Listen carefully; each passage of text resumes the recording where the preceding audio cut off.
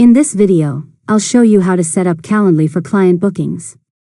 Start by signing into your Calendly account or creating one if you're new to the platform. Once you're on the dashboard, connect your calendar, such as Google Calendar or Outlook Calendar. This allows Calendly to check your availability and prevent double bookings. Next, click Create and choose an event type. You can create a one-on-one meeting, group event, or another booking option depending on your needs. Give the event a name, set the duration, and add a brief description so clients know what to expect. After that, configure your availability.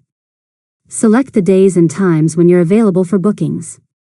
You can also add buffer times before or after meetings and set scheduling limits if needed. Now customize the booking form.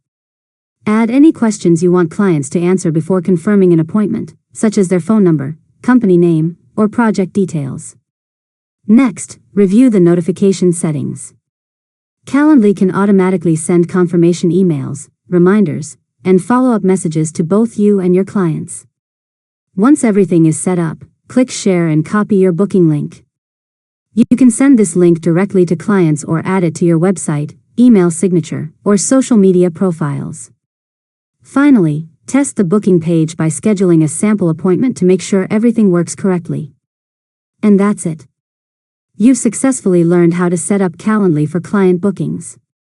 If you found this tutorial helpful, make sure to subscribe to Learn Mode Lab for more tutorials.